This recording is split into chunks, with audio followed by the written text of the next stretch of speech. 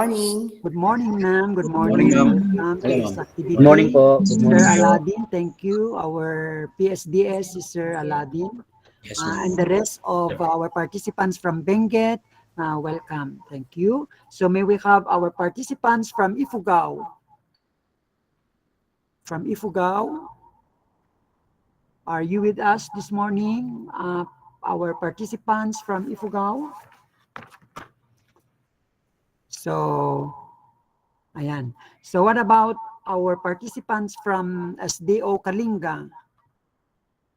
Hello, good morning, ma'am. Good Oh, morning, good each morning, and ma'am. everyone. Marciana Bumowi of Kalinga. Where are the others? Ano mang iba po, ma'am? Madamada nga aglagin, ma'am. Okay. Sige. Minta All agi. right. Thank you. Thank you. Please tell them. All right. Our participants from Mountain Province. Nakita ko si Sir Kad. Nandito si Manflor. Sino pa from Mountain Province? Good morning, ma'am. Okay. Good morning. Morning, Love ma'am. ng Catherine. Good morning, ma'am. Marisik. All right. Thank you. Mountain Province. What about our participants from Tabuk City? Hello po, good morning. Yes, Sir Anthony. Welcome, Sir Anthony. Thank you. Saan yung mga iba po? All right. So again, welcome to this virtual orientation. We'll start first with our opening program. May I invite everyone to please stand for our national anthem, our prayer, and our Cordillera hymn. This is care of Ma'am Sabeth from LRMDS. Ma'am Sabeth.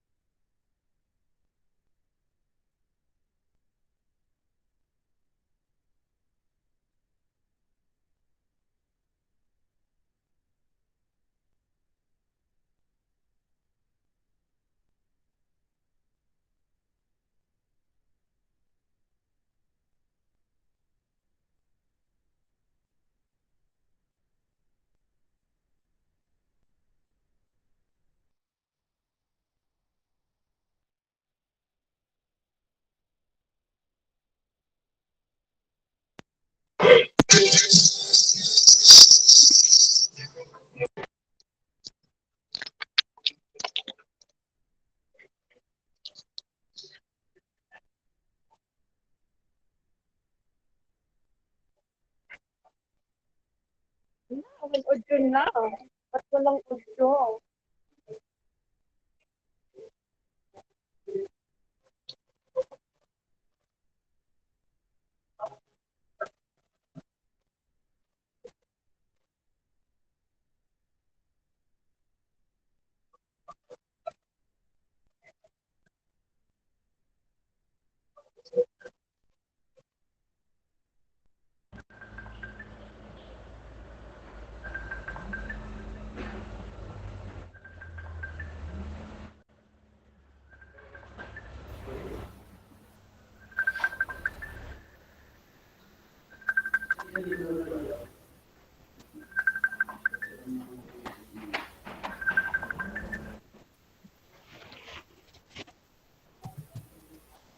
Mga kababayan, ang pambansang awit ng Pilipinas.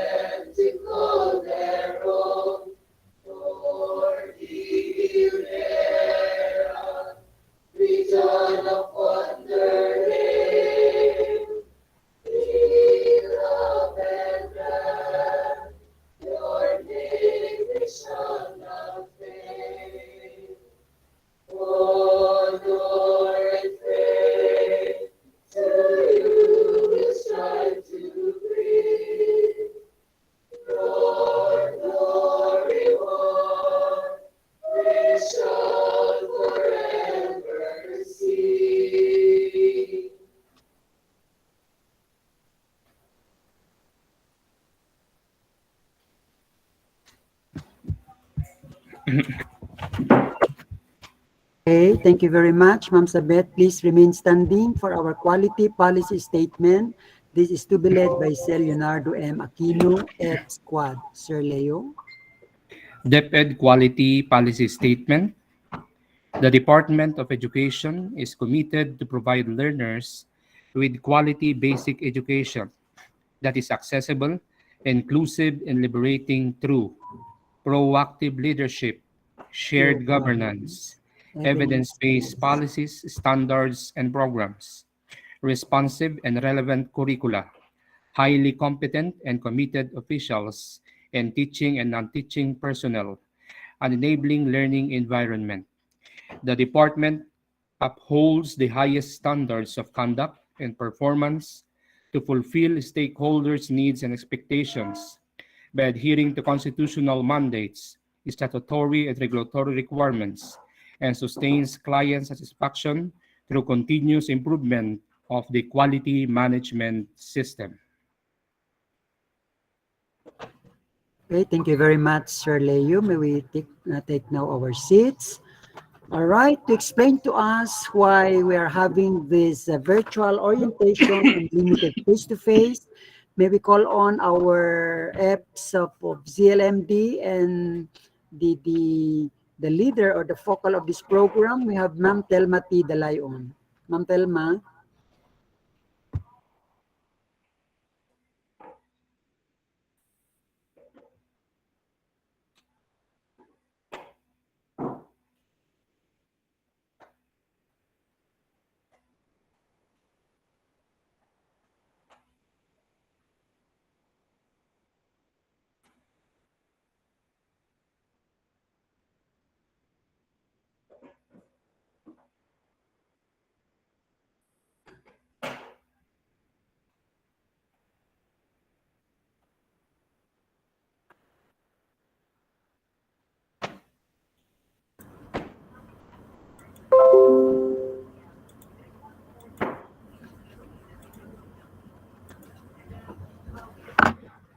Okay, so good morning.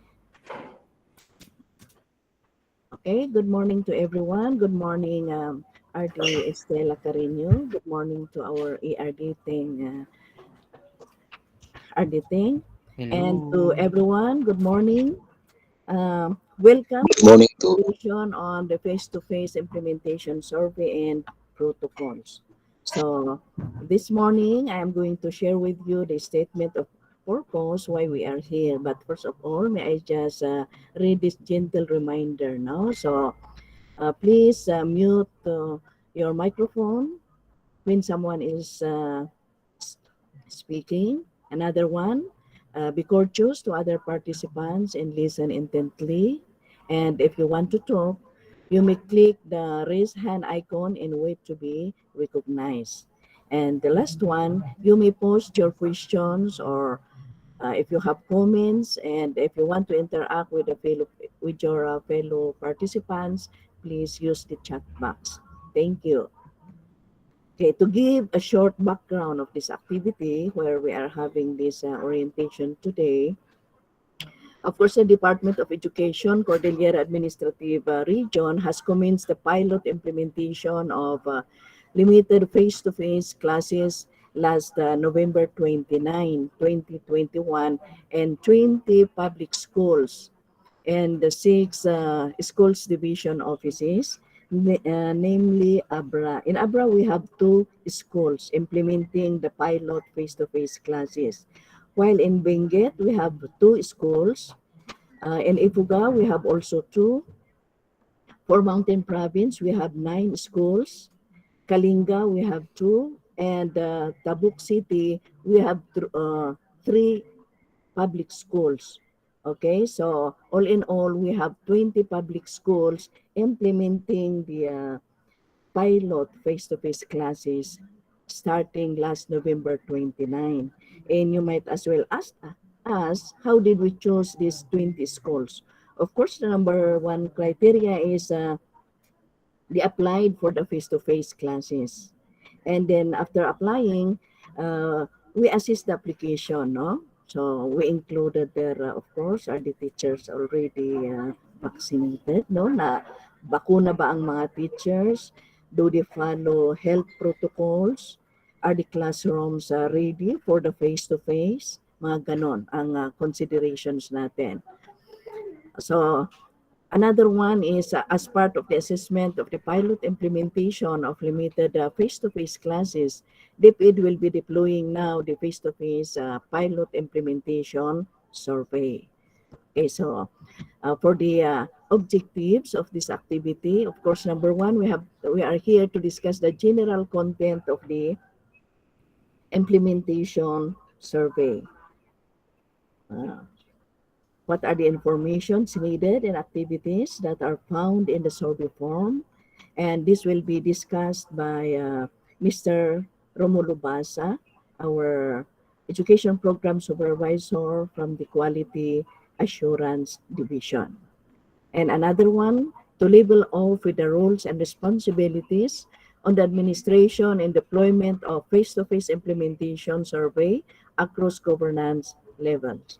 Okay, so I will be discussing to you this part. What are the responsibilities, the roles of our personnel if we are going to conduct this implementation survey.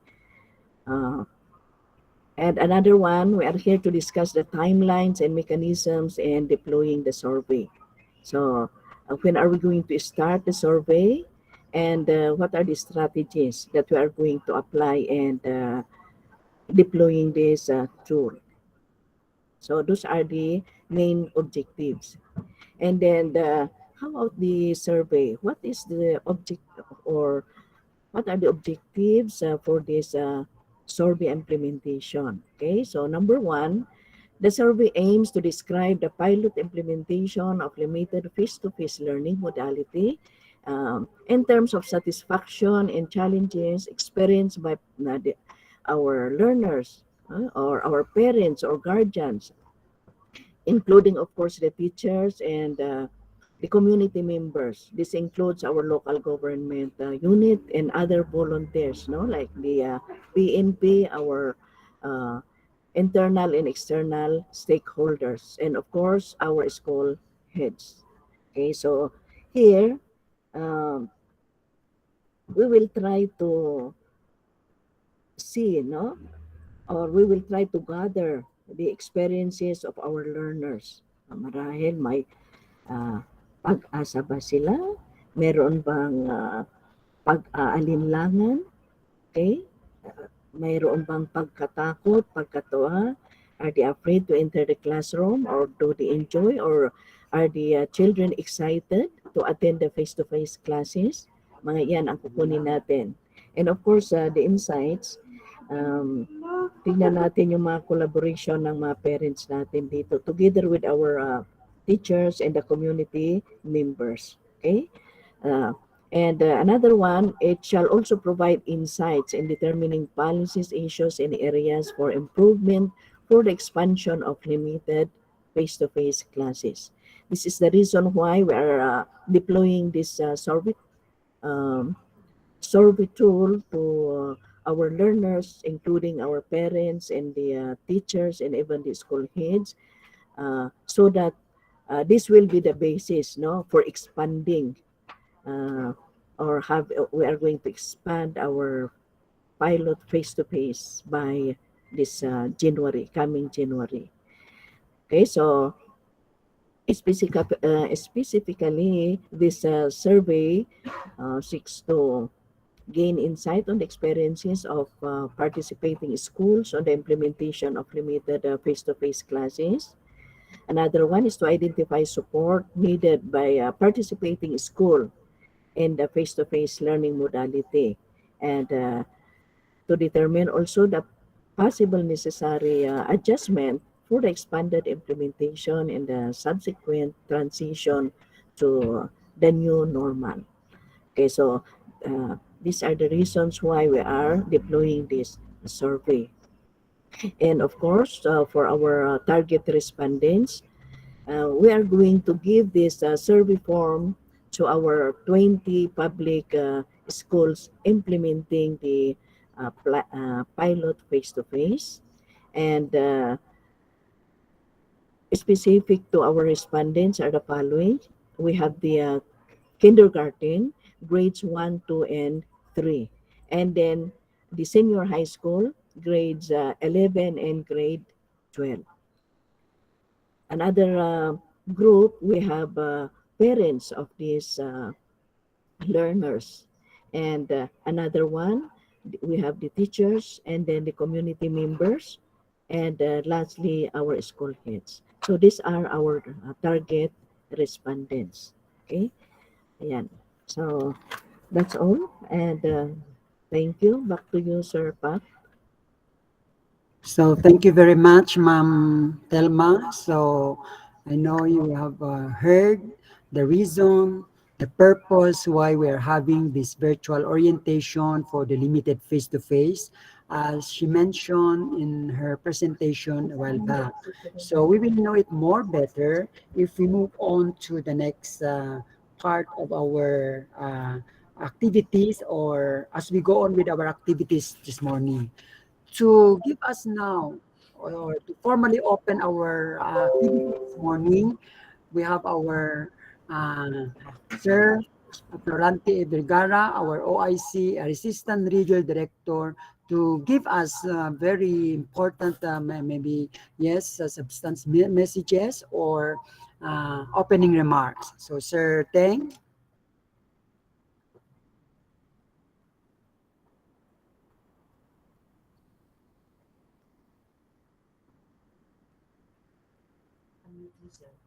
Sir, wala pong sound, sir. Thank you very much, Sir Pat, for the brief introduction. So, Welcome on po, behalf sir. of the regional director for being very hands-on in all the implementation of programs of the region, including that of the monitoring and supervision in schools for the implementation of the pilot face-to-face. I wish to greet you all with of course, a warm welcome, a warm greetings, no, from the regional office family. Now, you are conducting this activity in order for you to discuss, to orient the officials, to orient the focals of the 8 schools division offices for the limited face-to-face implementation of survey and protocols. Actually, we are very lucky because before the implementation of the face-to-face sometime in October, there were only 50 in the entire country, no? And then after a series of negotiation and insistence of our regional director that cars should also be included, then the 20 came out. That is spread in the 6 other divisions, 7 I should say, no, except Baguio City, who is not ready at that time. And so there are 20 since the start of 1 week after the opening of the original phase 50 schools in the entire Philippines. So after 1 week, nag-expand ulit ang kwento, naging 100, no? And that includes the 20 from the Cordillera Administrative Region. And of course, there were reports we generated from that. We went to the schools who participated, and we have seen actually what was the actual situation in that area. And I really appreciate that there are some schools, no, even before the statement that there should be face-to-face, no, especially in last mile schools, in the schools division where I visited, no, in Mountain Province, no, where even the roads, no, is very hard to reach the place because the roads are so rocky. Hindi pwedeng dalhin, kung galing doon tapos dalhin mo sa ospital yung asawa mo at manganganak pa sa daan dahil parang sungka ang mga daan. So what I mean there is there were already schools, especially those schools with very small population who did actually the face-to-face. So hindi na bago sa atin ito. Alam nyo yan. Hindi lingid sa atin yan. But of course, in other divisions, no, that really strictly implemented the no face-to-face, it's good. But here, the DepEd, no, you have heard Asek Malcolm Garma when he was our guest speaker in our Gawad Cordillera, that the DepEd is not only bent on expanding to another 100 or 200, but the DepEd is very, of course, positive, not only in the expansion, but the opening of the face-to-face na of classes, no? And this thing we would like to really inform you. That's why we have this orientation, no? And what is important to this is, of course, we have been doing this prior to the COVID pandemic. But of course, with the normal class size, which is 50 to 60, sometimes in highly urbanized area, meron pang 70 dyan. Pero ngayon, because of the condition, that we have to set it only for from 10 to 20 to 25, no? Depende mamaya kung ano yung final na implementation as placed in the DepEd memorandum or DepEd order. And the most important thing here is of course first vaccination. Hindi po pwede na mag-expand tayo pag isa o dalawa sa mga teachers na ayaw magpa-vaccine. Kaya number one yan, ikuan natin yung vaccination program. And of course, for the higher level grades, no, dapat magpa-vaccine na rin sila. Actually, i-open na rin nila yung mga elementary grades for the max vaccination. So, handa na ba talaga tayo by January? Kayo po ang makakasagot yan sa tingin ninyo. Sa tingin ninyo, handa na kayo lahat, 100% vaccinated, 100% fully prepared in school, may shifting ng mga classes, no? Kasi kung noon ay okay lang kasi okay lang ang 60 na mga bata or 50 na mga bata, pero ngayon hindi kasi pwede. So you have to consider the number of teachers also that will be handling the classes, the preparation of the school, the presence of all the materials and gadgets to prevent COVID-19 like alcohol, face mask, temperature reader, the lines where we or the signboards or the signage where we would like to see that you are ready. And of course, the acceptance of the community. Tauray man no, o ag-expand kami dito ipugawin kung na no nakangat nga to GMT alert level dito ipugaw saan nga mabalin. What is important here is to ready your school. You think that you imagine that by January you are already opening classes for all the entire learners in your school. So that is the wish and the instruction of the director when we have visited areas na this December, while it is true that we are having a vacation, but you can also strategize some ways on how to prepare also your school. Para kung meron kayong school assessment sa SBM, parang ganito rin, meron kayong school self-assessment tool na gagamitin para handa ng school. So do not wait na, ay, kasali pala ako, saka ka mag-a-assess ngayon. Hindi, kailangan ngayong week until next week, i-assess mo na kung school head ka o kung kahit ano ang position mo, focal person ka, you have to conduct already that this Christmas vacation you have already conducted your school self-assessment para by January when the president will announce, okay, open na ang klase, ay naka-ready ka na. Hanggang to pala nga ariwawad tang agay-ayab ti barangay officials nga kastoy kasali ti school. Hindi ganun ang proactive thinking, futures thinking. Kailangan tayo dito. Kasi dati naman natin ginagawa eh. Ang pinagkaiba lang yung number of classes kasi nga may limitation. Pangalawa, yung presence of facilities. Pangatlo, yung scheduling of classes. And then of course, yung pang-apat, yung acceptance ng community. Yan. Ibig sabihin, collaboration of the community, people involved in the PTA, ganun yan. Kasi siyempre, gustong-gusto na rin nila na pumasok yung mga anak nila sa school eh. And given the right perspective, the right advocacy terms that you are going to do in your respective division. So that's it on behalf of our regional office led by our very caring motherly regional director, Ma'am Stella, and through the CLMD team, led by Ma'am Rosita Agnasi, the focal of this activity. Okay, so I wish to welcome you all and have a happy virtual orientation. You have to talk, you have to tell it out afterwards. Do not be ashamed. Tapos sayon to suntukin ti angin nal sayang silusud ko kung wala tayo kini Sir Pat tayo kahit mga ibagan. As jay, ang kayo mabuting kasi we are not going to find faults here. We are here to assist you. We are here to give technical assistance. We are here to discuss among others. And we are here to hear also what are your best practices now in your respective division so that we will be ready this coming January. So think of that, Huwag niyong hintayin na kasabi yung school niyo. Kaya itong bakasyon, kailangan ready na, no? Yan, ang isipin ninyo. So that's it. Thank you very much and have a blessed morning to one and all. Thank you very much, sir. May we give sir a virtual clap, please? So again, thank you, sir, for feeding us a very sumptuous breakfast through your warm greetings, for giving us important information relative to face-to-face this orientation or this activity this morning, and of course the meaningful message you have shared to everyone. So again, thank you very much, Sir ARD. Thank you. So we move on to next. We listen to the message to be given us by our very own regional director, Ma'am Stella L. Carino. Ma'am Stella, Ma'am RD.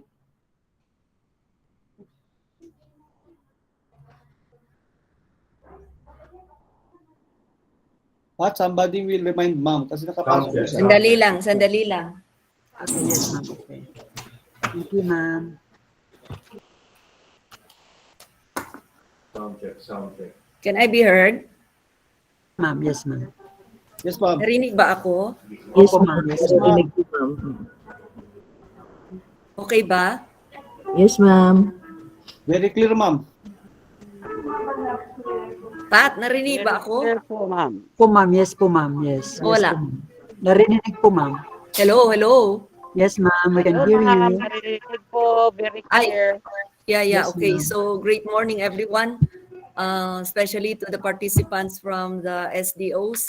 So, I listened to the message of the ARD, so copy-paste na lang yun. No? I just like to emphasize that in case the tool will really be given, please see to it that it will reach the learners since, as mentioned probably earlier, this will be used to prove that there are a lot of learners who would like to be in school already. So you just have to assist them, but please do not teach them what to answer so that we'll get an honest answer, whether they would really be happy to be in school face to face. And then I haven't seen the tool, but maybe there could be some questions on what are they afraid of or what do they expect. No, so we can get the actual data as well as have some kind of ways of addressing whatever problems they are encountering or they are seeing as a problem, when face-to-face will happen. But I'd like to include, in our rounds to the school, some schools are not yet ready for the limited face-to-face. I would like to emphasize that we cannot go back to the usual classroom that we have. So we have to decongest our classroom. Wala masyado yung mga nandoon para kakasya yung mga chairs natin, and then the learners will feel free to be there, and then see to it that it's really clean. Yung mga hindi importante doon muna sa classroom ay alisin na lang muna natin, para because it could be a disturbance to our learners. So hopefully you are now looking into a kind of face-to-face in-person learning, which is really different from the usual ones that we have.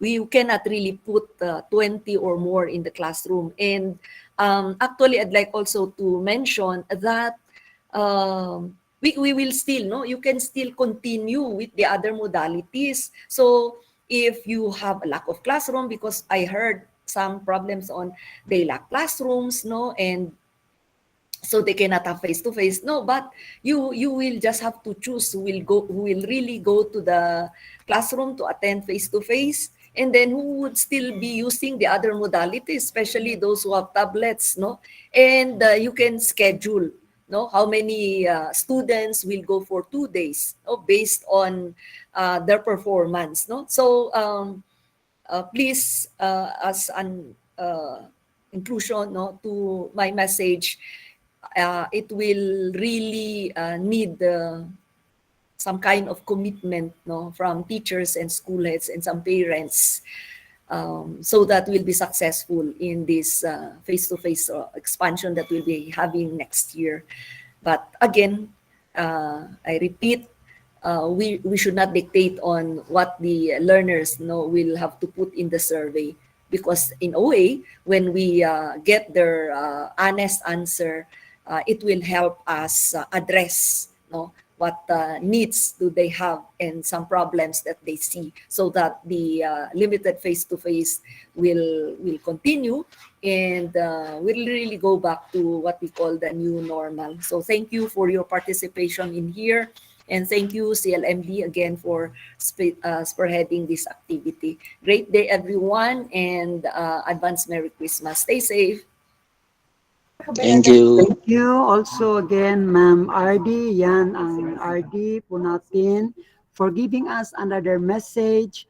Truly, I am sure you made everyone feel at home and you give an inspiration to our participants to continue to work harder, and harder for our Cordilleran learners. So again, thank you very much, Ma'am RD. Baka si Ma'am RD and our ARD sigurado na namang magra-round yan to go and visit our schools in car, showing their concern and their love for everyone, not only our learners, but of course our teachers, our teaching personnel in the field.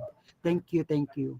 So moving on to the next, we move on to the orientation proper, and according to the screen, we have 44 participants. I hope, please, again, stay with us, because we have lots of information to be shared to all of you, to the field.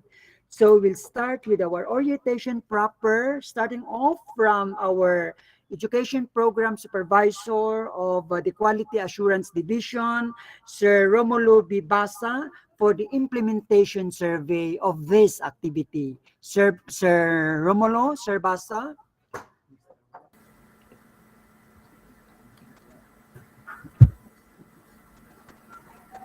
Okay, so good morning, everyone. Yes, good morning, sir. This is the real face of Mr. Basa. Hindi yung, yung naipakita. Yung naipakita na litrato ko kanina, and that was way back years. On my presentation.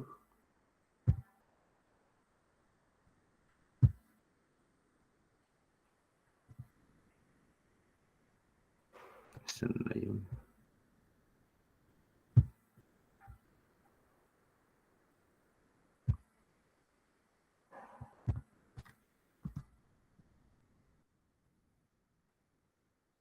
Imot na. Julo. Patulong man. Sa ano kaniliyahin?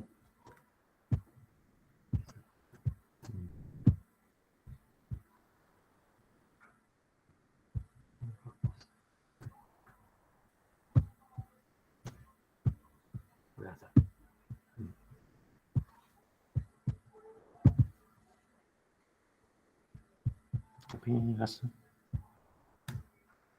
Ang mga naka-PowerPoint ito. Yan, nasa dito. Yung pa. Ito. Ito.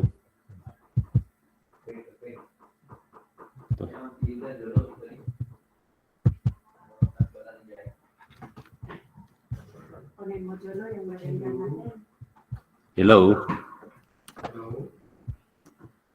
Naririnig po? Loud and clear, sir. Okay, so Sir, yes, ma'am. mau itamit dengan dahil Ma'am? Again, ma'am? okay po, sir. Loud and clear. Okay. So my task for today is to give the implementation survey as it was presented by Mama Telma a while ago. The objectives of this implementation survey was already discussed a while back. We just go over. So this is a survey. So meaning to say, it will be there will be what you call now a survey coming from the central office. So it was already discussed a while back kung ano yung objective ng survey na ito. So the target participant was mentioned already a while back. So we will proceed now to the survey content. What are the content of this survey? Of course, we will start first with the kinder to grade 3 and the grade 11 to 12 learners, the senior high school. So they will be getting the basic information that is for kinder to grade 3. So they will be getting the grade level, kung anong grade level niya, the sex, the school ID. For the senior high school, it will be the grade level, the sex, the school ID, and the LRN. Then, what are the previous learning modality of the learners? The feeling of safety in the school. Ito yung mga kukunin. Satisfaction in safe and health protocols. Satisfaction in teaching and learning. Challenges encountered in the implementation of limited face-to-face class. And the overall experience and satisfaction or satisfaction. So ito yung mga nandun sa survey. This is for the learners. The next, we will have also for the parents or guardians, because in the survey they are included. So what are the things that we are going to have here? So we will have first the basic information. You have the relationship to the child, the grade level, and the school ID. Then the same, just like in the first, just like for the learners, you have the feeling of safety in the school, satisfaction in safe and health protocols, and teaching and learning. Challenges encountered in the implementation of the limited face-to-face class, and the overall experience or satisfaction. That will be for the parents or the guardians. Next, we will also have what are the needed for the teachers. Ito naman para sa mga teachers, and I think some ay nandito rin. For the teachers, we will have the basic information. Of course, what are the grade level? Ito, kung ano yung tinuturo ng mga teacher na napili dito. The school ID. So, kailangan alam natin ito. Baka mamaya itatanungin pa ninyo kung ano yung school ID ninyo. Then, feeling of safety in the school. Your overall experience. So, naka-open and close parenthesis dyan. Confidence. So, kailangan handa tayo dyan. Difficulty in implementation of safety and health protocols in teaching and learning. Strategies. Tungkol naman ito sa mga strategies, yung mga difficulty. Support received during the implementation of the limited face-to-face learning modality. Kaya ihanda ang mga ito, support. Challenges encountered in ensuring safe operations and in teaching and learning. Yung mga challenges, they must be ready for that.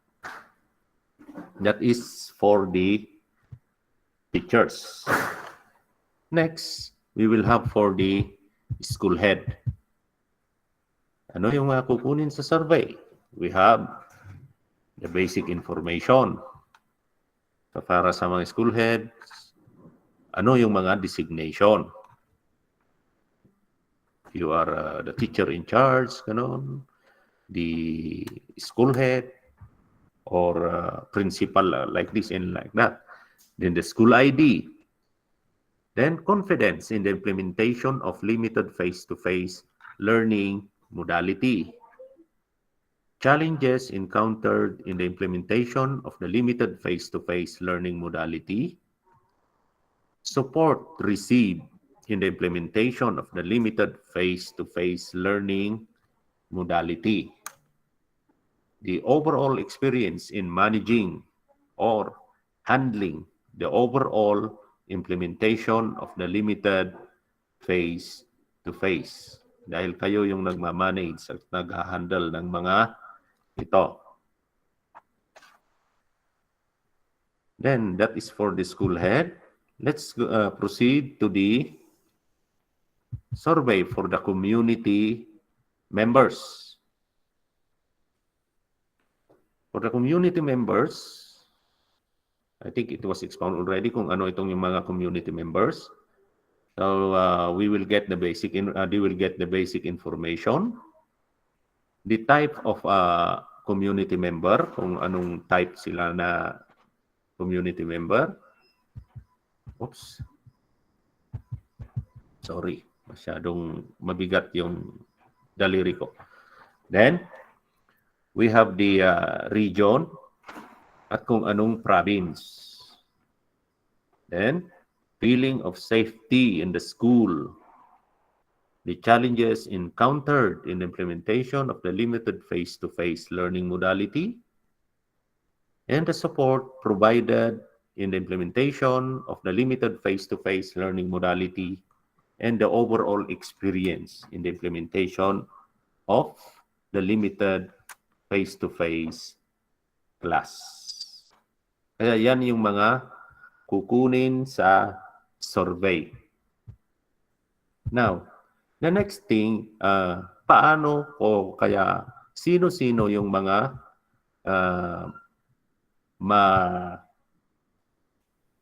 sasagot sa mga survey na ito. So they will be having they will do it by sampling ang tinatawag na gagamitin dito. So itong naibigay na halimbawa, this is an example that was given for in the entire Philippines ito. Pero ganito yung format kung paano kinukuha. You notice now at the last column, for the kindergarten, nakikita natin dito, sa kindergarten. At the last column, the sampling size per school is 3 to 5. Makikita na entire Philippines kasi itong data na kinuha na dito. But for in here, dito sa sampling size per school, it is from 3 to 5. Yan yung number na kukunin nila sa pag-survey. For example, they will be going to your school. For the learners, it will be 3 to 5 lang yung mga kukunin sa survey. Ito para sa ano yan. Okay. So, ganon. Ang para sa teachers, all teachers implementing lahat. Sa mga school head, of course, for the respective school, walang kawala ang school head. For the community members, 5 rin. Yan yung gagawin nila sa pagkuha ng survey. Kaya sa mga learners, hanggang 5 lang. Pero sa mga teachers, lahat. Para sa school head, of course, isa naman ang school head sa respective school. And then for the community members, it is 3 to 5 ang pagkuha. Now, they will be applying yung tinatawag nilang sampling. How is this sampling? To get the required sampling size, ang gagamitin dito ay simple random sampling. Dahil alam naman natin na may iba't ibang uri ang sampling. Mayroon yung tinatawag na simple random sampling, stratified random sampling, and so on. So what they are going to do is a simple random sampling. It is most specifically ang gagamitin nila ay yung fishbowl method. It will be applied by the school to get the required number of respondent. Yan yung tinutukoy nating sample. How is it done? Let's say for instance dito, ang sampling, yung simple random sampling, the respondent are randomly selected from a larger group. Let's say for example, yung nandito, makikita natin doon sa big circle, yan na yung mga population. Let's say for instance, ito yung mga learners. Medyo madami yung learners, but out of that, sa dami nila, ang kukunin lang nila is 3 to 5 from that. Kaya yun yung small circle doon. Kukuha lang sila from the big circle. Meaning to say, kung the whole class yan, doon nila kukunin sa whole class na yan, yung 5 or 3 to 5. Baka sabihin ninyo, bakit sa example mo, sir, 4 lang? So, 3 to 5 yung sinabi kanina. So, a simple random sample is a randomly selected subset of a population. In this sampling method, each member of the population has exactly equal chance of being selected. Kaya, sila ang magsiselect. Pero lahat ng mga learners natin may chance of being selected from the sample. Simple random sampling can be done using a fishbowl or lottery method. Yung usual na tinatawag natin na kaya tinawag na fishbowl, ilalagay doon sa tapos kukunin through a lottery method o yung bunutan. Table of random numbers, pwede rin silang gagamit ng mga table. Nakasulat na yung mga pangalan. Mamaya may papakita doon. Or computer-generated sampling. Mayroon na rin ngayon yung ginagamit na computer-generated regarding this one. So simple random sampling or most specifically itong fishbowl or lottery method, we will have an example. So, the school will select grade 1 learners to answer the survey. Halimbawa, doon sa grade 1. Remember that the required sample or respondent is 3 to 5 learners per school. If the school has a total of 25 grade 1 learners, all of them are considered in the population. Walang kawala. Lahat sila included doon. And has the chance to be selected as respondent. To get the required sample, at least 3 learners as the minimum and 5 as the maximum. Hindi lalampas doon. The fishbowl or lottery method will be applied. Ito yung isang halimbawa kung paano gawin. Write down each name of learners enrolled in a face-to-face class from each grade level on a slip of paper and fold them so that the name is not visible in place in a container. Then the teacher select 5 slips of paper as the maximum randomly.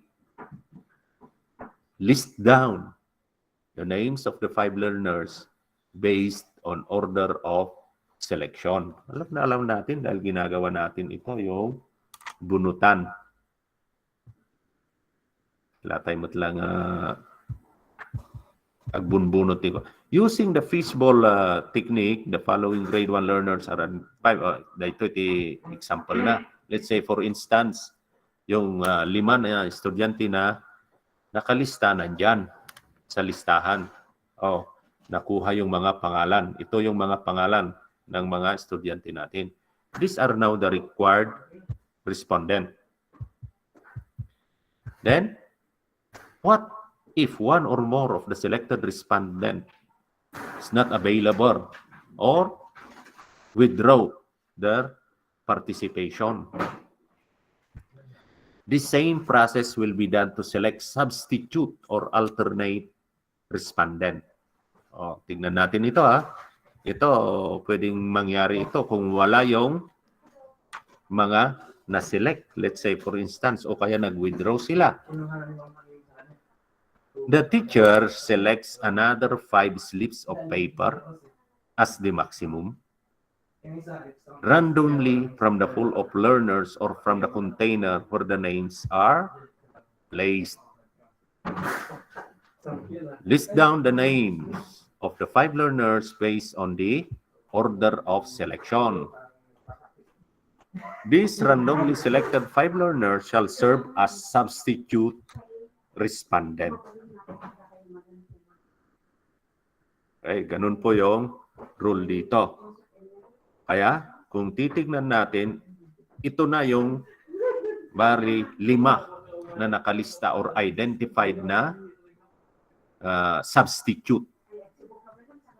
Mayroon na yung nauna kanina. Ito yung mga nauna kanina. Naomi, Lawrence, MC, Bob, and Evelyn. Magbubunot sila ng another 5 and this will serve as substitute or alternate respondents. Then, kung halimbawa ang mga required respondent, wala halimbawa si Evelyn. Doon sa mga substitute, number 1 si Leah.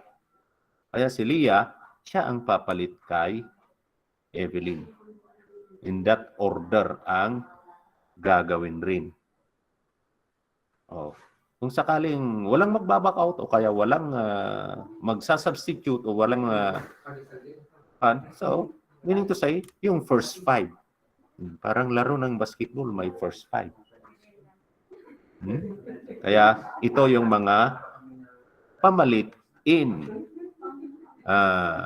following the order also. O kung halimbawa si Lawrence ang wala, still yan pa rin ang papalitan ni Leia. Ganon.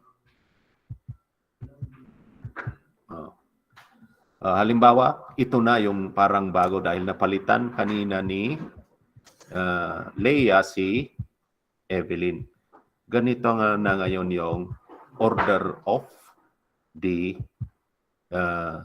respondent, the survey respondent for that grade level. That is for the learners. The same process is being done also to the other respondent. Ganyan rin ang gagawin sa mga parents. For the teachers, it was mentioned all teachers. Ganyan rin ang gagawin sa mga community members. So, of course, hindi pwedeng magpapalit ang school head dahil alam naman natin na iisa ang school head dyan. Okay? So, with that, that's all for the implementation survey that will be conducted. So, thank you and good morning. Thank you very much, Sir Basa, for the presentation. I hope our participants understood or followed correctly what you have presented to them. Please stay put kasi baka may magtatanong mamaya. Yes, sir. Sir Mulong. Oh, yes, sir. Yes, sir. I'm So always here. for our PACs, please input your queries or your yes sa ating chat box kung meron po kayong gustong tanungin or i-clarify sa ating mga speakers, please dito po sa chat box natin. Thank you. Thank you very much, Sir Pat. So we move on to the next speaker or our presenter for the deployment of protocols. May we have Ma'am Telma Tidalayon, our EPS of the CLMB. Ma'am Telma. So again, while waiting for Ma'am Telma, please put your queries or your clarification to our Hello, chat. Sir Pat. Sir Pat, naririnig ako? Yes, ma'am. Yes, ma'am. Naririnig ka May ako. nakikita ba na presentation? Wala. May nakikitang presentation?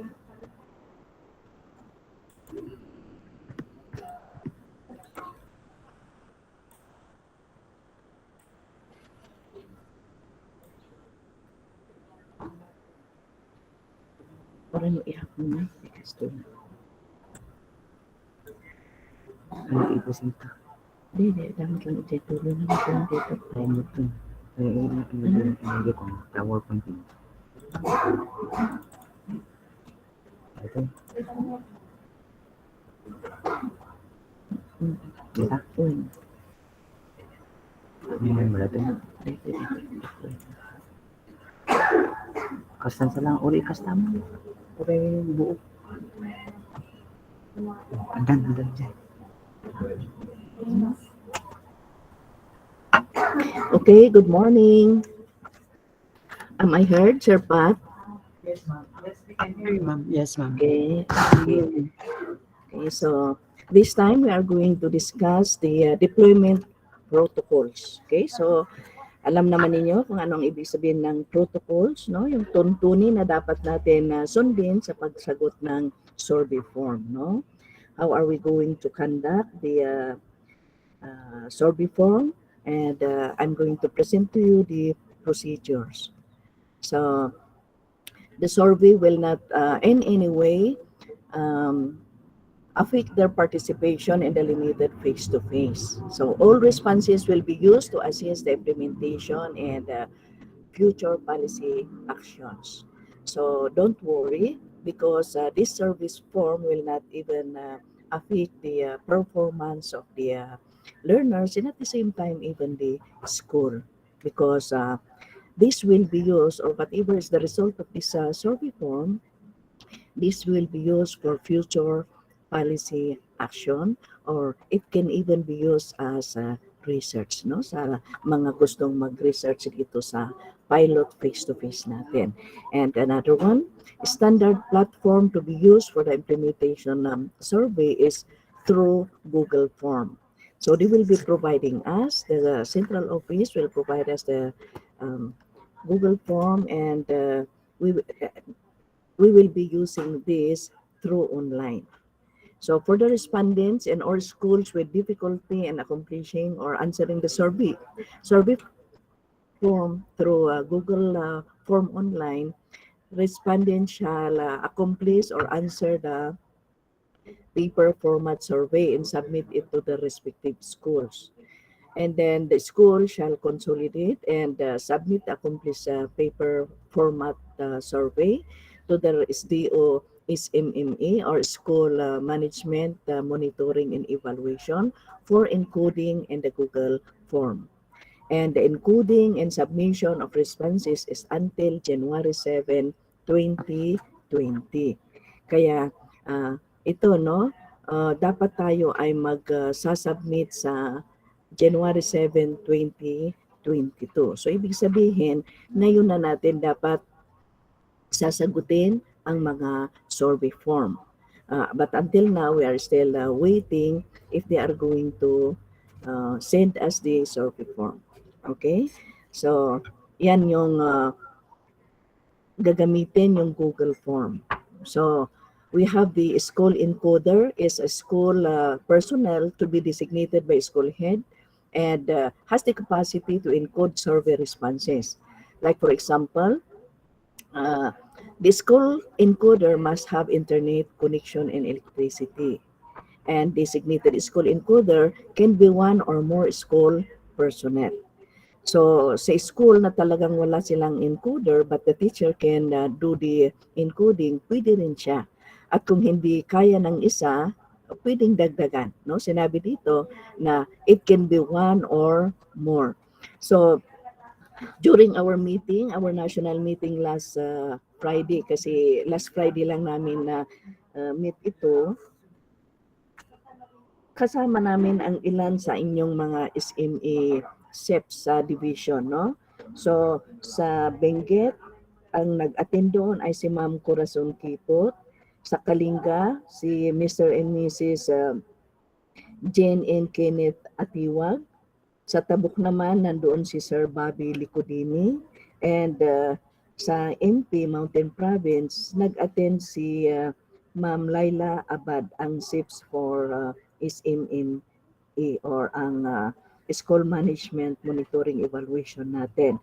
But for the other SDOs, walang nag-attend. This is the reason why we are having now our orientation. Kasi hindi lahat nakapag-attend at baka hindi pa na-disseminate sa inyo yung na-share sa amin last Friday.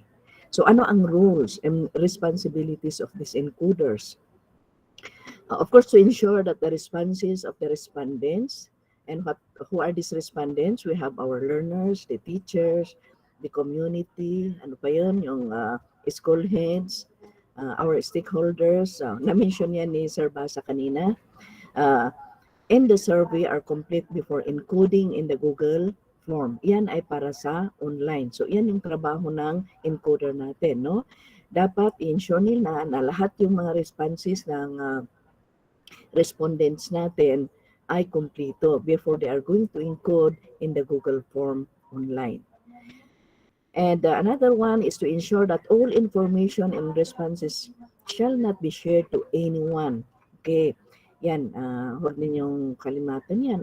Kung ano man yung sagot o response ng ating mga respondents, either ang mga children natin, ang mga parents natin, o yung mga partners natin, ito ay dapat na itatago.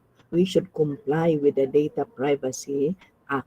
Remember that, fellow educators. Kaya huwag nating hayaang nakakalat doon at babasahin ng kung sino-sino. Itago po natin sa lugar na hindi pwedeng mababasa kung gagamit ang mga respondents natin ng papel. They will be using the paper survey form, not the online. For those who do not have or who do not have any access of internet connections.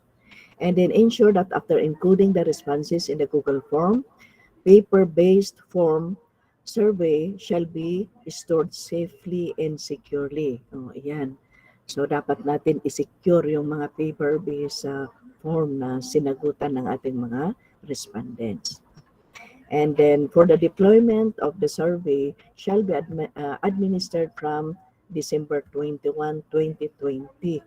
2021. Sana ngayon, no? Dapat sana ang target date na i-deploy natin ang survey form na ito ay ngayong December 21. But according to our resource speaker last Friday, nakapila pa rin yung memorandum natin for signature. Okay, so by and by, I will be asking the email of your schools. Please submit the email of your school so that we will try to inform our facilitator so that because according to them, they will be sending the memorandum and the survey form direct to your schools. Okay, so the SIPs for SMME and planning and research shall collaborate in coordinating and monitoring the schools for the submission of the survey. So they should help one another, no? And the submission of our survey form. If there are challenges encountered in the submission of the responses in a given time, kindly share or kindly inform immediately and coordinate with our PS PRDD at the central office, no? pwede nating sila, i-contact sila kung in case na meron tayong mga challenges that we encountered in the schools in deploying this form. So we will try to coordinate with the Planning Service, Policy Research and Development Division. And the survey results will be shared as well to respective ROs and SDOs for reference. So after the survey, whatever is the result, anyway, don't worry, they are going to furnish us a copy. And of course, not only to the regional office, but they are also going to give copies for the schools division offices. Okay, so these are the protocols for kindergarten, grade 1 to grades 1 to 3 learners. For the survey administration, how are we going to administer the survey? The school shall prepare the paper format of the survey before its administration to the learners. A parent's consent form must be attached in the survey questionnaire of the learner. Clarifications regarding this parent's consent was raised during our meeting, and our facilitator answered us that for the parents' consent, they are going to attach this to the survey questionnaire that will be sent to us. So don't worry about this parents' consent, no? So there must be a consent of the parents if they are going to allow their child to answer the survey questionnaire or not. And we have to respect whatever is the decision of our parents. And another one, a teacher from another grade level shall administer the survey for K to 3 respondents.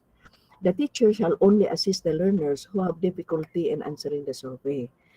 Okay, please bear in mind that these are grade kindergarten, grade 1 to grade 3. So please, they need our assessment, especially if they are using the online, no? But most probably here, they will be using the paper-based form. Gagamit sila ng papel, and then it says here that the teacher must assist the learners. But it must not be the advisors of the learner, but another teachers who are coming from another grade level. Dapat ibang guro ang magbabantay. So halimbawa, yung grade 3 teacher, siya yung mag-a-assist sa grade 1 teacher. Parang magpalitan sila. At dapat marunong din sila sa mother tongue ng bata. Kasi sabi dito, they should also help in translating the questions in mother tongue. For the learners who can independently answer the survey, the teacher must ensure that he or she maintains a neutral position. We should not influence the answer of these learners. Kaya ang rule lang natin doon, i-assist lang natin, pwedeng i-translate natin yung question sa mother tongue, but not to influence the child of giving their answers. So, ganyan ang administration ng ating survey form. For the submission of this, the requirements, after administering the survey, ito yung role ng mga encoder natin, submission to encoder. The teacher must submit the complete survey to the school encoder. Sabi natin kanina, meron tayong isa o dalawang encoder. Kung kinakailangan natin ang marami, kukuha tayo ng marami. At yan yung steps natin sa SMMA at saka yung steps natin sa research and planning. But if we do not have enough encoders, and the teacher can encode also, pwede pa rin sila. They are qualified to encode what is whatever answers of our learners. And the school encoder shall encode the responses of the learners in the Google form individually. Okay. sinabi naman kanina, we have minimum of 3 to maximum of 5 yung mga respondents natin. Kaya kaunti lang naman yun, no? 5-5 lang sa bawat grade level. So, I think you can manage that also. And then, what are the types of questions to be given? Ano kaya yung mga types ng question na ibibigay doon sa survey form? Of course, you and I, we did not see the survey form, but the types of questions that will be given to our kindergarten, our grade 1 to grade 3 learners will be shading of happy or sad face, thumbs up or thumbs down, or in a checklist also. So, iyan yung types of question. Kaya kung sad sila, yan, yan lang ang isi-shade nila. Kung happy, yan ang isi-shade nila, o magta-thumbs down or thumbs up. Kaya mas madali lang. According to our facilitator, sabi naman nila, pinailot nila ito at madali lang. Parang it took them for 15 minutes only, 15 to 20 minutes. Mabilis na nasagutan ng mga bata. Kaya wala kayong dapat alalahanin dito sa bahagi ng mga tanong na ibibigay. At ang language na gagamitin dito ay Filipino. Okay? Pero sabi nga, Filipino man ang mga tanong, pero pag hindi naintindihan ng mga bata, ay pwede pang isalin ng mga guro sa kanilang mga mother tongue. Please try to guide our learners and then try to help them translate it in their own mother tongue. So that is for kindergarten to grade 3. How about the next group of respondents? We have the grade 11 and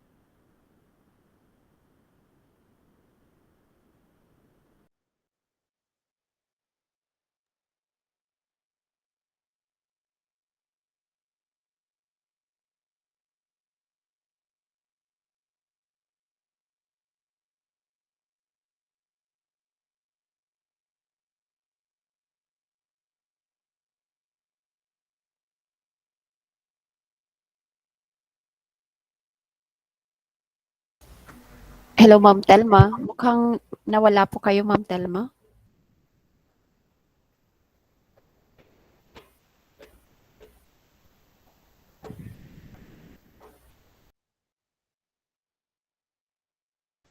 Sir Pat?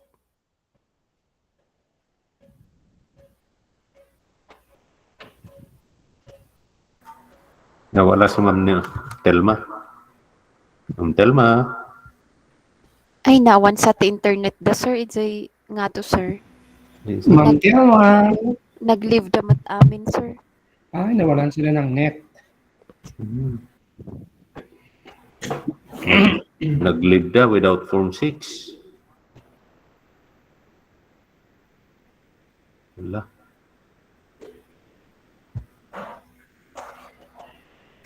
Pakitawag mo, sir. Yes, sir.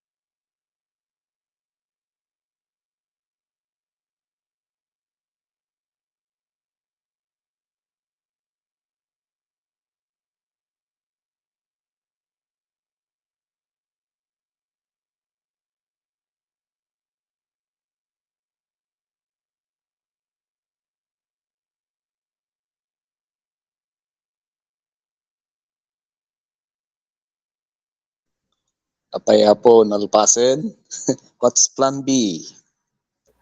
So while waiting for our speaker, Ma'am Telma and Sir Pat, if you have questions po, kindly chat sa ating chat box or andito naman si Sir Romulo to answer our questions po. It's a first topics nga na-discuss.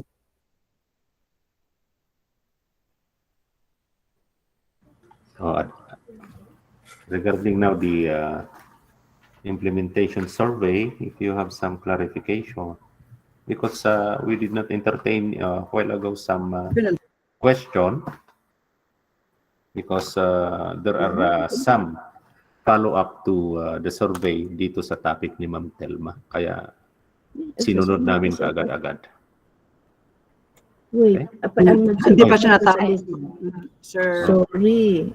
Ayan, welcome back Ma'am Telma. Ay, teka, you mean wala kayo, hindi ako nag-ano kanina? Hindi, wala kayong naririnig? Yes, ma'am. Ma'am, nandun ka na sa senior high. Pero yung first, okay na? Narinig niyo ako? Sir Basa? Yes, ma'am.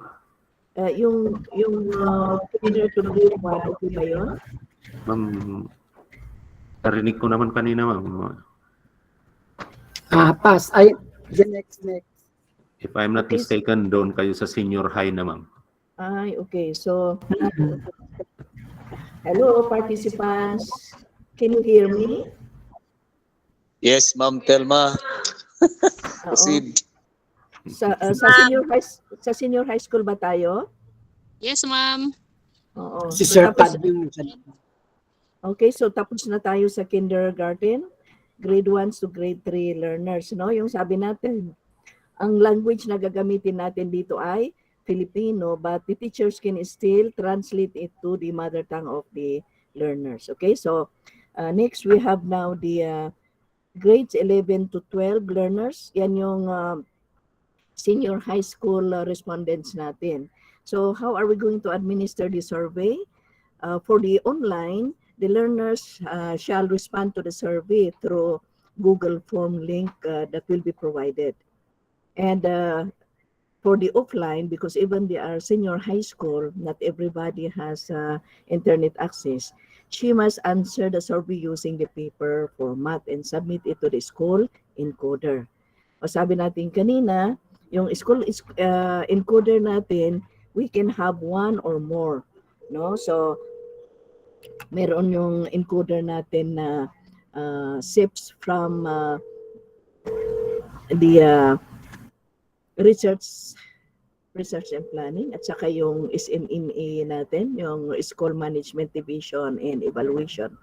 Pero pag kaya ng teacher na mag-encode at wala tayong mga SIPs, pwedeng sila rin ang mag-i-encode. No? They are allowed to encode also this paper format. So, for the submission requirement sa online natin, of course, you are going to submit the real time. Okay? Kung kailan natapos yung responses ninyo kasi online ngayon. But of course, for the offline na gagamit ng paper format, the school encoder shall encode the responses of the learners in the Google form individually. Meaning to say, they are going to collect all the responses from those respondents who use the paper format, and then they are going to include it individually. Yan. Bali, tig-iisa na i-encode nila before submitting. So yung online, mas nauna silang magsasubmit. Yung offline, later kasi ang magsasubmit doon ay yung naka-assign na school encoder natin. What are the types of questions that will be used in giving this survey sa ating learners sa grade 11 and grade 12? They will be using the Likert scale or the checklist. No, as I mentioned a while ago, maybe you are familiar with this Likert scale. No, these are the Likert scale actually is commonly involved in research and most widely used approach to scaling responses, and this is often used as rating scale. It's questions that uses 5 or 7 point scale. I will give you example, yung tulad ng strongly agree, and then strongly disagree naman sa yung negative, no? So, ang in between yun ay yung agree, disagree, and then strongly disagree. So, the survey maker can get a holistic view of people's opinion sa Likert scale na ito. Another example, pwede rin yung gagamitin natin yung helpful, and then the opposite yung not helpful. Excellent, then poor, satisfied, and dissatisfied. Always, never. So, ang dami-dami, no? Ito ang mga halimbawa. So, like for example, itong always at saka never, pwedeng never, seldom, ano ang susunod? So, seldom, sometimes, often, and always. Yan. So, yun lang ang i-check ng ating mga learners. So, madali lang. Sabi nga nila, it will take mga 15 to 20 minutes only. Okay? And then the language that will be used is still Filipino. Filipino pa rin ang language na gagamitin sa grades 11 and 12. How about the parents? Okay? Of course, these are the parents of the kindergarten, the grade 1, grade 2, grade 3, and grade 11, and grade 12 learners. Huwag kayong kukuha, huwag kayong magbibigay ng survey sa mga parents na iba. Ito yung mga parents ng mga learners nating nasa grade 1 to 3, kindergarten, at saka itong senior high school na syempre yung nakapilot pa rin. Okay? So, tignan natin ang mga parents. Papaano ang pagbibigay rin, yung pag-administer natin ng survey? Meron pa rin online kasi meron man namang mga parents na talagang marunong rin mag-online, no?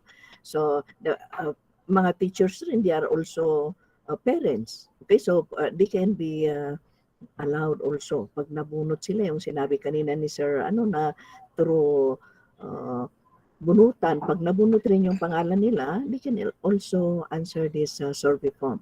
So the parent shall respond to the survey through a Google form link that will be provided. But for the offline, because not all parents can use online, if the parents does not have any internet access, he or she must answer the survey using the paper format again. The same true with our senior high school. Then the teacher shall only assist the parents who have difficulty in answering the survey. However, only a teacher from another grade level again shall assist the parent, just like the kinder grades 1 to 3. So, hindi lahat ng mga parents natin ay marunong mag-online at marunong sumagot ng survey form. So, in case na meron tayong mga teacher na nahihirapan sa pagsagot, dapat ang mga teacher, they are going to assist again the parents. Pero ang mag-a-assist na teacher ay hindi yung siya ang may parent doon. Dapat parent ng ibang grade level. Magpalitan uli kayo. Kaya kung hindi mo parent yon, yung ibang teacher na galing sa ibang grade ang mag-a-assist sa kanya. Okay? Bakit? Kasi sabi nga natin, baka makaka-influence raw kayo doon sa sagot ng mga parents. Okay? Dapat neutral kayo. Yung sabi natin, this will not affect the performance of the school or the learners. Baka kit din numaditi ang answer ko dito kat maapektaran di jay participation ti ubi ko bako kunan jay parents. No, you have to explain it to them. No? How about the submission? For the online, real time of submission. Okay? Using the Google form pa rin. But for the offline, mga parents na gumamit ng offline, the teacher must submit the accomplished paper format survey to the school encoder. And then the school encoder shall encode the responses of the learners or the parents. Yes, the parents in the Google form individually. And the same true with our senior high school. Ang types of questions to be given to them, we have the Likert scale, multiple responses, and then open-ended questions. Yan ang type of questions na maibibigay sa ating mga parents. And then for the language used, medium of instruction is Filipino. Okay, Filipino. So, para sa mga kinder natin, sa senior high school at sa parents, ang gagamitin language ay Filipino. Okay, how about our teachers? For our teachers, they will also allowed to answer the survey. Mag-a-answer rin ang ating teachers, no? If you remember, it was explained by Mr. Basa. Parehas rin yung in-explain dito na mga community, ang mga learners natin, ang mga teachers natin, school heads natin, ay kasali rin sila dito. No? They are still part of this survey. So, they will also answer the survey form. So, the same, the teacher will answer through a Google form link also that will be provided. And then, for teachers who do not have, again, internet access, using the offline, they must also submit a complete survey to our school encoder. So, hindi sila dapat ang mag-i-encode doon sa ano nila, no? Dapat may naka-assign na ibang encoder sa kanilang mga sagot sa using the paper format. How about the submission requirement? How are they going to submit? Okay, for the online real-time submission of the responses using the Google form, and offline, the school encoder shall encode the responses of the teachers in the Google form individually. And for the types of question, they will be using the Likert scale, multiple responses, and open-ended questions. They are the same with the parents. And now the language that will be used is English. English kasi teachers naman sila. Walang mag-a-assist sa kanila, no? Kasi mga teachers sila. How about our school heads? Walang school heads muna. Itong mga community members natin. So our community members, this will include our external stakeholders, no? We have our DPNP, the LGU, lahat yung mga barangay tanod, o mga barangay officials, yan, no? Bibigyan rin sila ng survey. So, may marunong rin sa kanila na mag-online, so the community members shall respond to the survey also through Google form. And for those community members who do not have internet access, mag-a-answer naman sila sa paper format. And the same procedure, isasubmit pa rin nila, no, sa encoder natin. The school encoder shall encode again the responses of the community members in the Google form individually. And then ito na yung mga tanong, no? Sa community members natin, Likert scale, multiple responses, and open-ended questions. Merong mga open-ended questions na ibibigay sa kanila na sasagutan. And then, ang gagamitin na ngayon ay hindi English kasi hindi pare-parehas yung community members natin. They will be using now the Filipino. Okay. For our school head, they will also allowed to answer the survey form. Okay. So, the same true with our teachers. Those who can access online, sila ang mag-o-online. Pero yung walang internet, parehas rin, mag-o-offline sila. Pero kung hanggat maaari, ang mga school heads natin, gagawa tayo ng paraan para maka-access naman tayo ng internet, okay? And so for the submission, parehas pa rin, we will follow the same procedure. If offline, we are going to submit it to our school encoder, and then the school encoder will encode all the responses of our school head in the Google form. And then for the type of questions, almost the same with the teachers and the parents. And since they are the school heads of the school, they will be using English. Okay, so English ang gagamitin nila. Yan. So, yan ang ating protocols na dapat sundin natin sa pagsagot ng ating survey form at saka yung paper format natin for those who do not have any offline. And to end these protocols, nasa protocols tayo, sabi ni Ahmed Kalantri, a true professional not only follows but loves the processes policies, and principles set by his profession. Okay? So, that's my topic. Salamat kada kayo amin, yaman, and Merry Christmas to all. Thank you. Sir Pat, balik to you. Balik sa inyo. That's it. Thank you very much, Ma'am Thelma. Do you have any questions or clarifications from the discussions or presentations of first? We have Mr. Basa first. And then si Ma'am Thelma. Sino po, please input your queries or your clarification sa chat box natin. Wala pa akong nababasang na dito sa chat box natin. Ano pa Meron ito? po yung questions or clarifications. Or alam na ninyo inyong gagawin. For the face-to-face. Again, Ma'am, thank you, Thelma, for sharing your presentations to our PACs. Okay. Meron po tayong questions. Ma'am Edna Piskaya raising your hand, and Ma'am Marciana Bumowe have raised their hands. Ma'am Edna and Ma'am Marciana, do you have clarifications? Yes po, ma'am. Good morning po. Yes, ma'am. Ma'am, I just want to be clarified on dun sa may open-ended question po, ma'am. Ma'am, ano po yun? Provided din po ba yun? Given na din po ba from the central office? Yes, ma'am. Yes, Ma'am Marciana.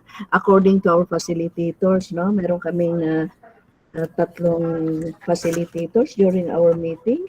We have Ma'am Mariel Bayangos, Sir Roger Masapol, and Sir Oliver Gutierrez, all coming from the Planning Service, Policy Research and Development Division at the Central Office. They will providing the questions together with the parent consent. Lahat nakahanda na raw yun. Kaya sabi ko mamaya, before you will leave, please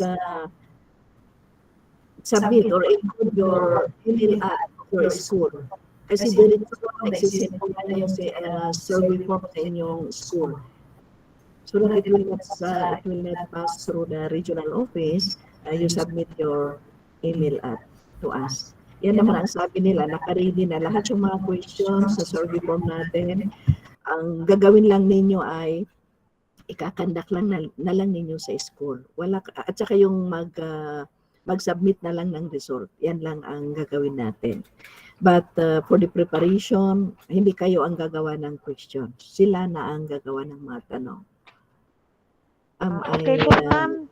Thank you po. So, okay. Yes, ma'am. Clear na po, ma'am. So, bale, i-contextualize na lang po pag if ever na yung mga respondents, yung mga parents, hindi po nakakaintindi ng English at saka Filipino. No, ma'am? Ganun po ba? Yung extent lang po ng manipulation dun sa question.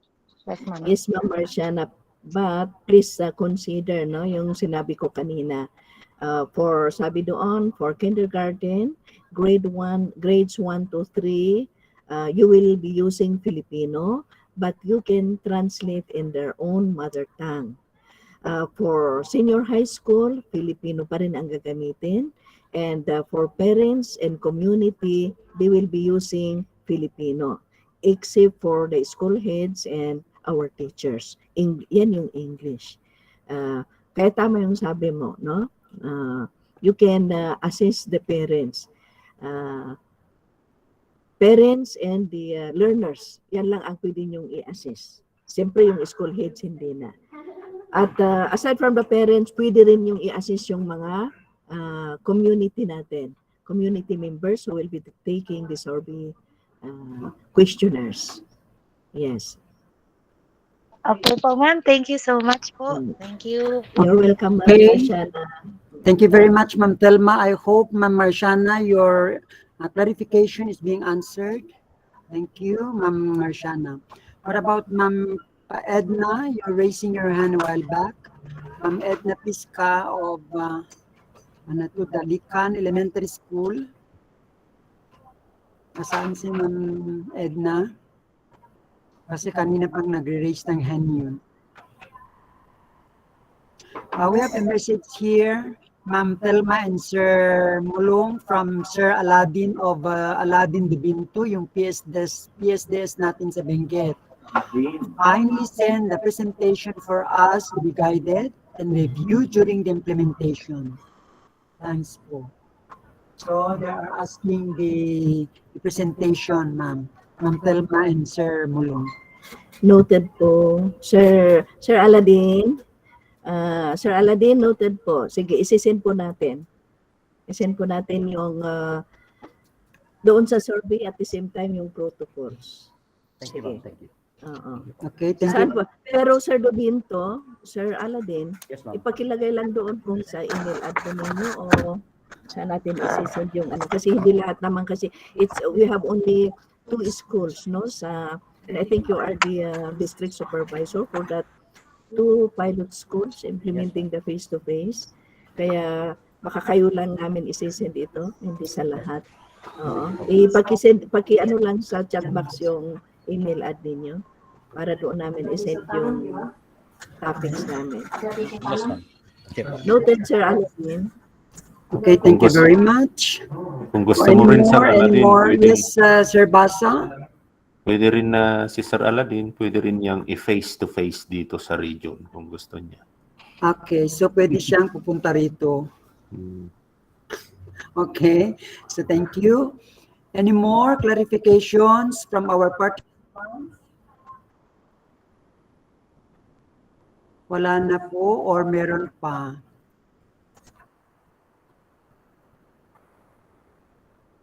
Who else would like to ask for clarification?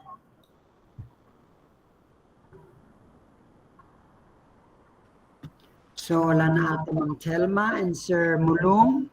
Yes, this is just an addition, Sir Pat. Okay, yes, ma'am. We would just like to inform the participants kasi may mga participants na hindi yata nakinig kaninang during our plenary this morning na yung 20 schools na pilot natin because this is already our fourth quarter na ito. Fourth week na pala, I'm sorry, it's not fourth quarter. This is already fourth week of its implementation. Talagang minonitor ng mga regional offices, no, including our ERD and RD, Estela, nag-monitor sila sa lahat ng mga pilot schools na ito. At yung tulad ng sabi natin, kung ang survey na ito, the purpose of this survey is for you to answer it properly. Yung sabi natin na hindi kayo sana or do not influence our respondents. That's why yung nga nagpalit-palitan yung mag-assess sa mga learners natin and the parents, no? Kasi baka tanungin ninyo bakit kasi hindi ba pwedeng i-postpone natin sa January? Bakit ngayon kasi na bakasyon na, wala ng mga learners? Kami bakasyon rin namin, bakit pa kami magkakandak ng mga survey questionnaire na ito? According to the central office, kailangan daw i-implement ngayon na December, no? Katatapos lang itong fourth week of its implementation because we can get their actual, yung real na experiences ng mga bata at ang mga parents natin, including our teachers.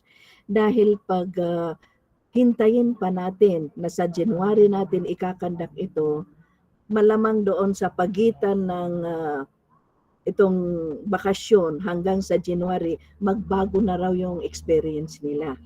No? Siyempre, noon na iba yung experience nila sa pasukan, ngayon na naman, iba naman ang naging karanasan nila during celebrating this Christmas season.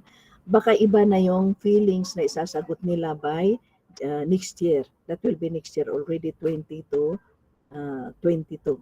So, yan po ang dahilan kung bakit parang fina-fast track natin ito. Actually, we just received the information last Friday. Kaya baka sabihin ninyo bakit ngayon lang, bakasyon na, nagkakanda kayo ng orientation. Yan po yung explanation nila sa central office. So, I hope you can also understand, fellow educators. In Yes, addition, Sir Basa. yes, sir. Thank you, sir. So, in addition to what Ma'am Telma said, so I also is one of those who went to monitor the implementation of this face-to-face. I was assigned doon sa Liang Elementary School, and I found out that there are still some in the checklist na nakita namin, may mga kulang pa rin sila.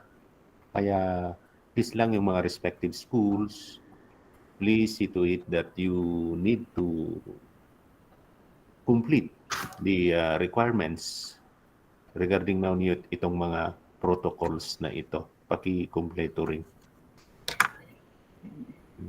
Tapos may mga iba rin na kulang ata yung mga ibang documents pa nila. So please lang po, before they will come and have the survey, please see to it that everything plansado na para matuloy yung expansion nitong ating face-to-face. Dito nila kasi i-base yung natin sa expansion na yan. Thank you, Sir Pat, and Okay, thank you very much, Sir Basa. In a way, you can message them, you can text them. If you have other clarifications or queries regarding this virtual orientation on limited face-to-face, especially the survey. So you can always text them, you can always message them. Sir Pat, Yes, ma'am? pwede ba last lang na reminders? Sige, ma'am. Sige, okay. Anyway, 12 pa lang yung ano natin, maaga tayong natapos, no? Just like Friday. Maaga rin kami, parang 2 hours rin ang orientation namin with the central office personnel. Relative to what Mr. Basa mentioned a while back, yes, that's why we are having this one. Yung sabi ko nga kanina, this is purposely for our expansion next year, no? For 2022. So, yung sabi natin kanina, please always follow also what Mr. Basa discuss, yung pagpili natin at yung protocol na diniscuss ko. Kung ano yung nakalahad doon na paraan ng ating pagpili, sana sundin natin. Huwag tayong basta pipili kasi mamaya baka sabihin ninyo para they are going to count us so that we can expand our face-to-face. Yung mga schools natin, dadami. Hindi po sana yan ang hindi po sana ang purpose natin kasi it will defeat our purpose, no? So, huwag ninyong sabihin na, sige, thumbs up kayo ng thumbs up, smile ng smile. Naririnig ba? Sir Ba? Problema lang dating. Hala, sayang mat, awan met lati kalindahan ang problema na nagito. Ay, Sir Pat. Hello, Sir Pat. I'm sorry, I'm doing another.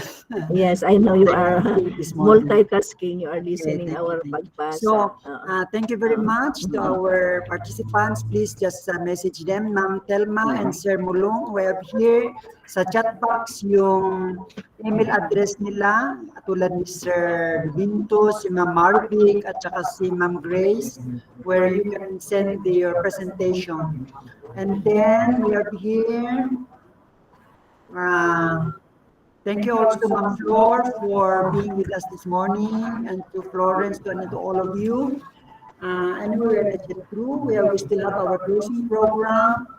So may we welcome our OIC of the CLMD, Ma'am Rosita Siagnasi, for her closing remarks. Ma'am Rose.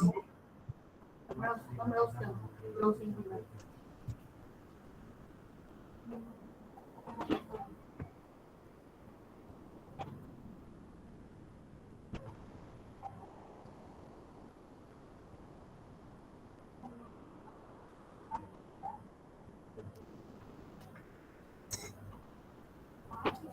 Istorbo na yun.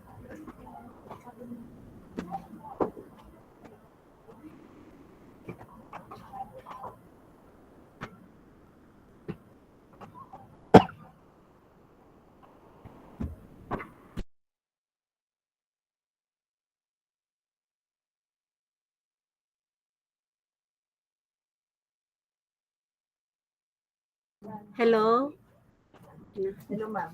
Okay, so guys, so once again, good day to everyone. So we would like to, in behalf of the CLMD, the focal, Ma'am Telma Dalayon, and the members of the committee from this division, we would like to thank our regional director for approving this activity, to our assistant regional director, and to all the chiefs of the different functional divisions, especially the Quad, in partnership for the conduct of this virtual orientation. Actually, they identify the schools for implementers for this face-to-face. We would like to congratulate you for complying the requirements, and you are considered as the pilot school, and we are not going to end there. There are also other things that we are going to do, as you were oriented by Ma'am Thelma and Sir Basa on the things that we are going to comply, so that this implementation of this limited face-to-face would be fruitful and would help our learners. So once again, we thank you all. Thank you for sparing your time. And we noticed that there are some school heads who are implementers for this face-to-face who are not here. But we believe that through your assistance, the focals from the different schools division offices of the 8 SDOs of the Cordillera, please disseminate this information and in the learnings that we have discussed for this day, so that we will be able to submit those required survey on the specified time. So good day, and always stay safe. Also, we would like to thank Ma'am Telma Dalayon for initiating to have this activity, since they just attended the virtual orientation last Friday with the quality assurance in the person of Sir Romulo Basa. So thank you so much and good day. Makapila picture tayo, ma'am. Okay. Sige. Sige. I-announce mo. Diba hindi ko kaya. So please do not go yet, because you will have our photo ops, our picture taking. Si Ma'am Sabet, may we remind you of your attendance also. Please do not forget. Ma'am Sabet, photo ops tayo. Open your camera, please. Po, sige po. Open your camera. Alright, sige po. Smile. Yay! 1, 2. Ayan. Isa pa. Another, yung ibang window naman. 1, 2. Ayan. Thank you so much, everyone. Okay. Thank you also, Ma'am Beth. Thank you very much. Thank you, Ma'am Sabet. Thank you everyone for being with us today for this activity. Salamat po sa inyong lahat, sa inyong presence of this activity. Thank you very much. Stay safe and have a good day, everyone. Thank you. Bye-bye. Cut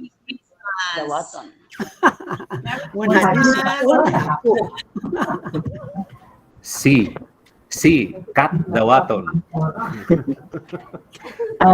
Sorry, we forgot to give the link for the attendance. Pwede bang sulat na lang kayo sa chat box for your attendance? Pakisulat na lang yung pangalan sa chat box natin. Ma'am, meron pa akong ginawa, ma'am. Thank you. Yan ang Yes. gusto ko, Ma'am Sabit, talagang ano siya. Ada link, ma'am. Thank you, Ma'am Sabit. Ma'am Sabit. Ma'am Sabit. Saan yung link natin? Nasa chat box ba? Nasa Yes, unahan, ma'am. Yan. Nasa chat Yan. box po. Nandoon na yung link natin. Nakita ninyo? Please. Sign the attendance. Thank you.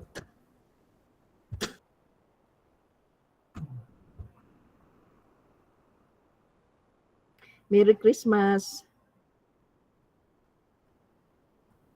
Likewise, ma'am. Thank you, Sir Stephen.